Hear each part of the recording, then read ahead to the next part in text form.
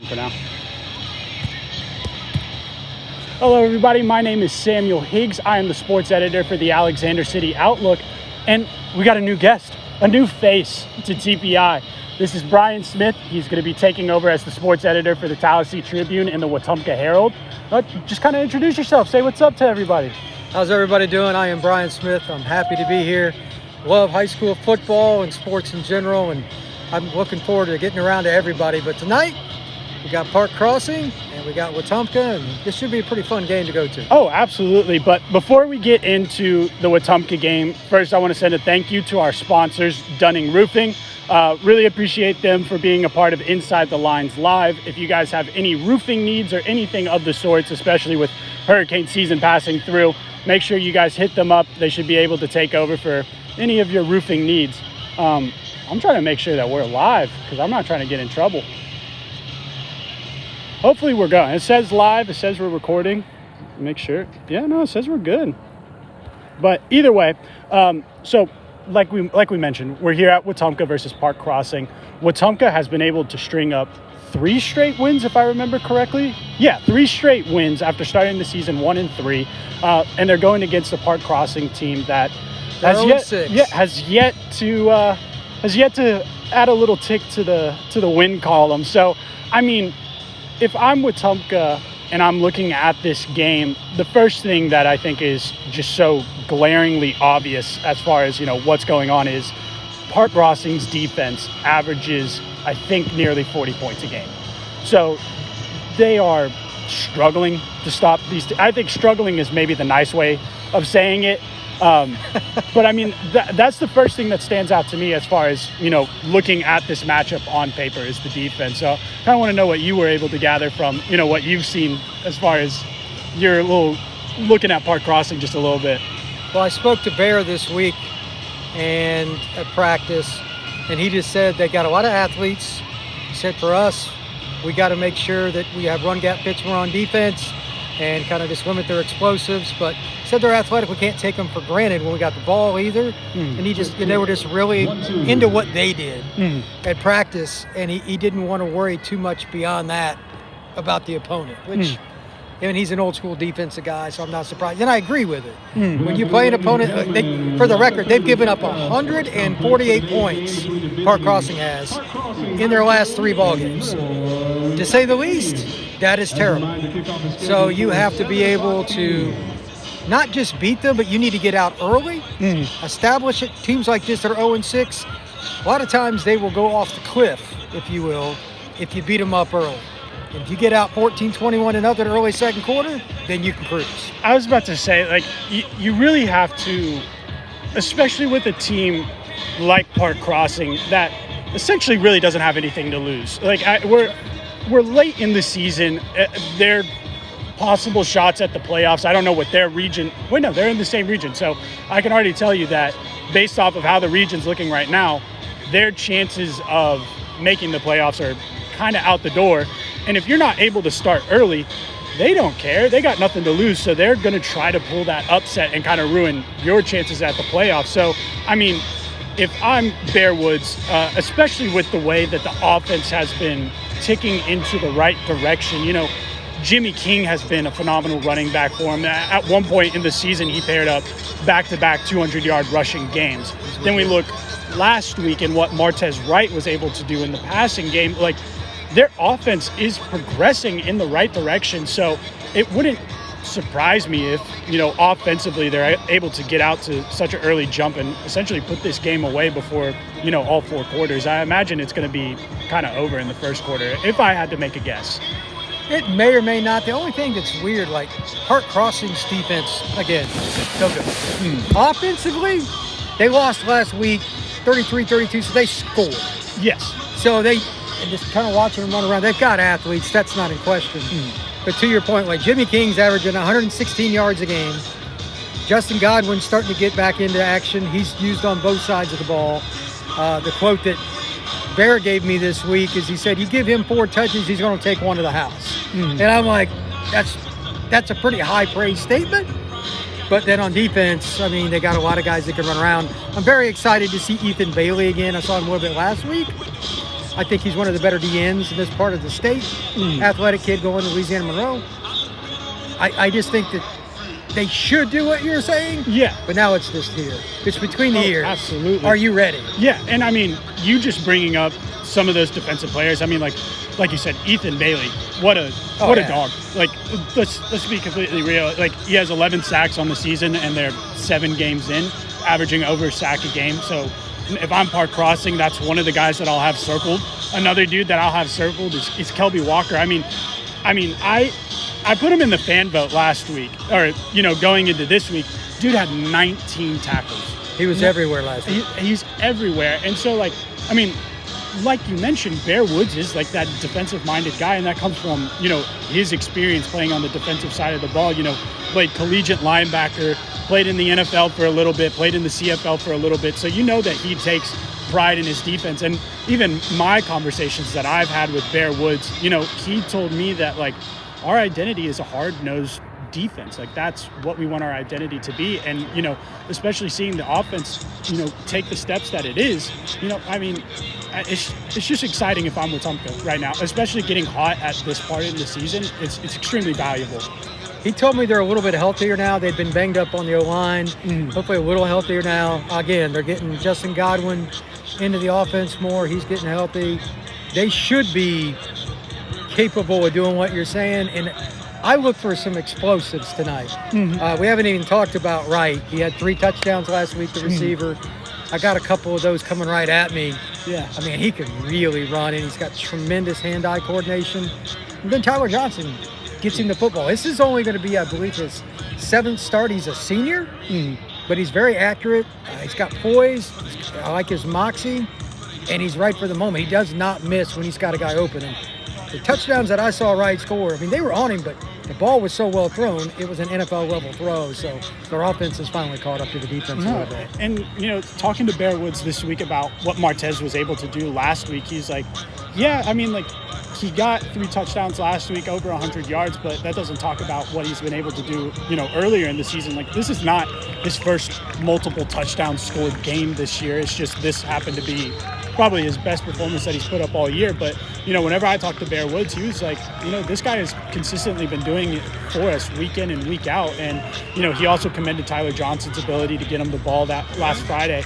I mean, whenever I first started kind of like monitoring Wetumpka, their passing game wasn't where it is now, if we're being completely honest. Like, it wasn't grown. Yeah, that's what I'm saying. So it's just like seeing that growth and seeing your quarterback make some plays, seeing your wide receivers make some plays. Like, you already knew they already knew that they were capable of running the ball. Like, that was no surprise with Jimmy King in the back. He's 220-some pounds. Yeah, he's not fun to tackle. No, exactly. So, like, I already was confident in Wetumpka's rushing ability. My question mark surrounding them, especially whenever I started really paying attention to them, is like how they can elevate their passing game. And it really seems like that's what they've been doing. And I mean, again, they're getting hot at the right time, and I can only imagine what a 4th win is going to be able to do to the confidence in the locker room. Like, it's just going to be, especially with the end of the season coming down and your playoff seeding coming into a factor, you want to get the higher seed so you could go against one of those lower seeds. So I'm interested to see how the game shakes up tonight. And this will be your first Friday night or second Friday night. You did pictures last week. I had some pictures, but this is a little more fun to get to write an article and do everything. So full in tonight, as they say. I was about to say, and I'm seeing a lot of, it's senior night tonight too. So you get the added benefit of not only getting to write your first article or first football gamer article for the Herald, but you get to watch some really good seniors play some ball in front of their families and everything. That's cool. Like that. Yeah, I think it's definitely going to be. I'm excited to read your gamer after, because I'll be at Hopeful, not too far away. But no, I'm excited to see what the final score is. I'm excited to see who really takes a step up, how the offense looks. I'm like we said earlier, I expect this offense to They should do extremely well. But again, it's between the years. Physically, if they're both playing at the same level effort-wise, this won't be close. Yeah. But these are teenagers. Yeah. So that's why you go watch the game and write the article. Yeah, absolutely. Well, we're going to take a little ad break. We'll be right back in a little bit talking about some of the other matchups that we have going on. But if you are planning on coming to the Wetumpka Park Crossing game, how much time we got? 50 minutes. 50 minutes in case you guys want to show up and root for some seniors here at Wetumpka. Other than that, we'll be right back from a little commercial break. Hi, my name is Andrew McGreer. I'm the owner of Dunning Roofing. We serve an area from Birmingham to Montgomery to Auburn to Opelika and all the surrounding Lake Martin area. Well, we've been in business for 25 years almost, and we've been growing every year since then. Recently, we won an award by GAF, who's the largest manufacturer of shingles in the world, and we've achieved a Master Elite status. That Master Elite status is critical, not only for us as a company. Only 2% of roofers worldwide ever achieve this designation. We got it because we're exceptional. We look forward to helping you.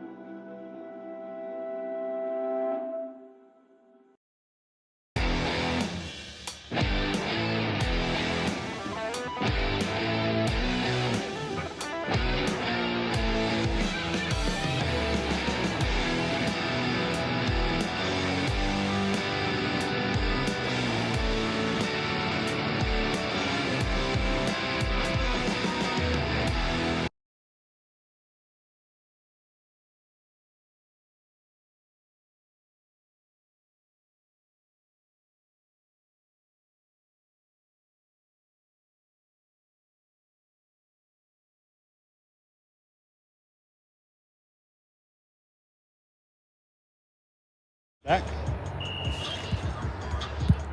Welcome back to Inside the Lines. I am Samuel Higgs alongside my new co-host. It's nice to they had me doing it by myself, this live show by myself for a little bit, and that's like stressful. It's like finding stuff to talk about for 30 minutes. Like I can do it, I can yap, but it's so much nicer having somebody next to me. But obviously we're here at Wetumpka Park Crossing. We've already talked about them, and we're due for a really good game from Wetumpka, but we got 10 other games on the slate tonight. One of the games that I feel like we have to talk about is Benjamin Russell at Pelham. So, on paper, Benjamin Russell is 3-4 right now. I don't want to make excuses for the Benjamin Russell team, but when you look at the losses that they do have, okay, first week of the season, lost to Opelika. Opelika is... They're really good. Yeah, they're one of the top teams with 7A, right? Yeah, they're one of the... last time I checked in the prep rankings, they were getting votes to be in the top 10 of the rankings, but... They're a legit threat, yeah. Exactly. So, boom, Opelika week 1. That's one of the top teams in all of 7A. Then you go the next week and you go against Clay Central. Guess what? Clay Central is the number 1 ranked team in 5A. Then you check their next loss. They were able to string in, back-to-back wins over region opponents, but then they travel to Spain Park. Not easy. And guess what? Spain Park is also a top 5 team in 6A. So it's not that I want to give the Wildcats some excuses as far as, their losses, because, especially with the preseason hype around them, they were supposed to be, a valid team. And it's also not like they didn't fight against these opponents. The Clay Central game, they only lost by 1 touchdown. Spain Park wasn't pretty, I'll admit that. But, just looking at 3 of their losses already, these were against top-tier opponents. Now, granted, against Helena, it wasn't too pretty either. No, they didn't play well. But, it's just like, I don't want to build these excuses, but I don't necessarily view them as they're better than their 3-4 record is what I'm basically they trying put to in a real schedule. Yeah. If they'd have played a weaker schedule, they'd be like 5-2 right now. That's what I'm saying. And it's like, obviously you can't eliminate Spain Park from the schedule, but they viewed themselves as a legit contender in 6A, and that's why they scheduled the way they did. Absolutely. So it's not like they're backing down from a challenge. They're going head on into it, and they are a talented team. They have guys across the board. We could talk about Zadarian Morgan for a full 30 minutes, just the impact that he has on the team. But, for Elijah Johnson, the quarterback, this is his first year starting, and he's, from what I've seen, top 10 in the state in passing yards. He has 16, 17 passing touchdowns on the year, and that doesn't even include his rushing total. Defensively, they have Caleb Spivey, who's a Division I level prospect, and then Bradley Pulliam is another one of their defensive linemen who leads the team with 7 sacks on the season. They have talent across the board, and I just think this bye week couldn't have come at a better time, especially after the heartbreaking loss that they suffered against Helena. I imagine that Benjamin Russell is going, especially with the playoff spot on the line. They have to play well. Exactly. They have no choice. They really don't. And the thing that is that I have been thinking about the entire time is, Benjamin Russell has not won a game on the road this year. They haven't. That's wild. Yeah, so Clay Central was a team on the road that they had to face. Spain Park was on the road. Helena was on the road. And, what better way to kind of flip the momentum in your favor than finally getting that monkey off of your back and getting that first road win against Pelham, a region opponent. And, I talked to Smitty earlier this week, and he understands that, not only do they need to win on the road, but they need to win this game against a region opponent if they hope to make the playoffs. And that's, I think, the biggest thing that they're playing for right now is a spot in the playoffs. Because Smitty's confident. Smitty knows what his team is capable of, and he knows, once they get in the playoffs, they could really make some noise and really shock some teams and go wow, where did this Benjamin Russell team come from? So I'm definitely really interested to see how they play tonight, see kind of what their plan is offensively, what their plan is defensively, because they need it. They need the win. They really do. If they win tonight, I wonder if that would spark them, especially if their defense plays a little better. I'm surprised because I've been at a few of their practices. I know you know them better than I. They have a lot more speed than most teams. You've got a future Division I player on your defensive line. What is it that's going to take them to take that next stop? Because defense is what changes games most often in the playoffs. They don't do that, even if they win tonight, that's going to give me pause on them doing anything. If they are, Benjamin Russell does make that playoff run. Yeah. It'll be limited. Yeah. So one of the things that so I've been to a couple Benjamin Russell games this year, and the thing that's honestly very surprising is I think they have an extremely talented defensive back unit, but they've been susceptible to big plays all throughout the season. And so if they want to be a absolutely dominant team, you got to limit those big plays. And I think especially whenever I talked to Smitty this week, he told me that as far as what Pelham likes to do offensively, they're an air raid style offense. They want to prioritize their passing game over their rushing game. He says, most teams do, but they pass the ball a lot more than they rush the ball. And it's kind of significant whenever you look at their statistics as far as, what Pelham has been able to do this season.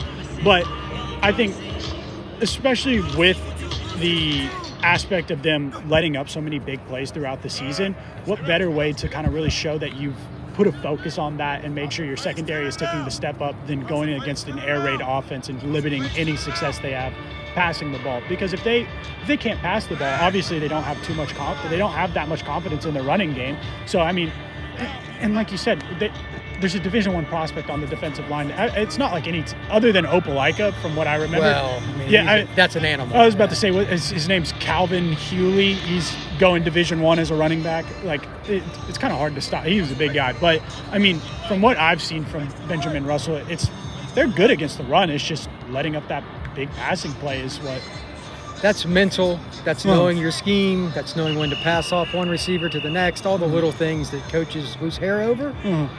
That's exactly what that is. Exactly. And like you said, they don't lack for physical skill in the back end. Benjamin Russell's defense, nor the front or the middle, meaning D-line, linebacker. So now, especially this middle of the year, if it doesn't happen now, then when is it going to happen? It's not. Yeah, exactly. Yeah. So they need to not only play well, they need to probably dominate. Yeah, absolutely. I'm with you entirely. And I think another thing that is actually kind of beneficial for Benjamin Russell is not only this is their last road game of the year. So if they can notch that first road win, they have 2 more games at home against other region opponents. And I mean, from what it looks like on paper, just looking a little bit ahead. I know none of them are focused on. It's always the game that's right in front of you. They're not looking forward to those next 2 weeks yet. But they have those last 2 games at home, which I think are going to be extremely beneficial as far as the playoff seeding goes. Just to add a little bit more, region wins to their schedule and get a better seeding. So, yeah, I'm excited to see what Benjamin Russell does tonight. I know Lizzie's out at that game. A little bit of a far drive. Pelham and Montgomery, I'm still learning. Pelham suburb. Okay, because I'm like I'm still new to Alabama, so I'm learning where everything is right now. Used to be pretty good. Yeah, they've dropped off some. But we're gonna take another commercial break. Obviously, we can hear the starting lineups right behind us. Hopefully, you can still hear us on the live stream. But we're gonna do a quick little commercial break. Again, want to say thank you to Dunning Roofing for being a sponsor of Inside the Lines. If you guys have any roofing needs, please contact them. They should be able to help you out. And if you're planning on coming to the Wetumpka Park Crossing game, what do we got left? 38 minutes. So if you guys are planning to come out and support the Wetumpka football team, you got 38 minutes to do so. But we'll be right back from a commercial. Hi, my name is Andrew McGreer. I'm the owner of Dunning Roofing. We serve an area from Birmingham to Montgomery to Auburn to Opelika and all the surrounding Lake Martin area. Well, we've been in business for 25 years almost, and we've been growing every year since then. Recently, we won an award by GAF, who's the largest manufacturer of shingles in the world, and we've achieved a Master Elite status. That Master Elite status is critical, not only for us as a company. Only 2% of roofers worldwide ever achieve this designation. We got it because we're exceptional. We look forward to helping you.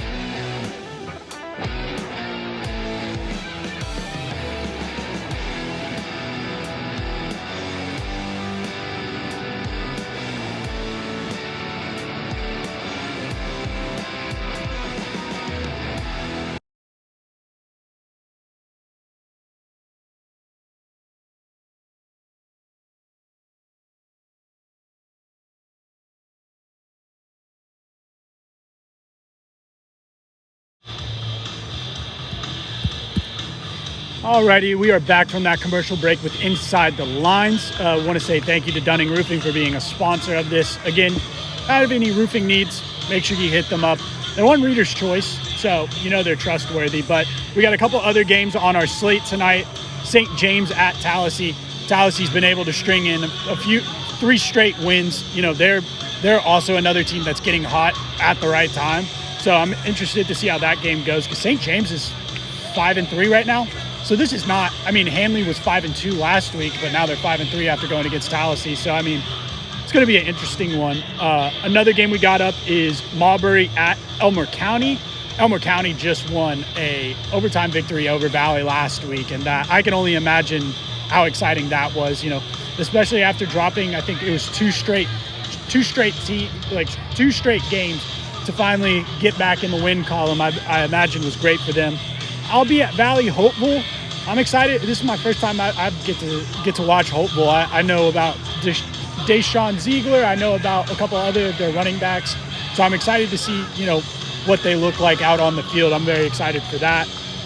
We got Dadeville at BB Comer. Dadeville fell in heartbreaking fashion to Glenwood last week after finally getting their first win of the season.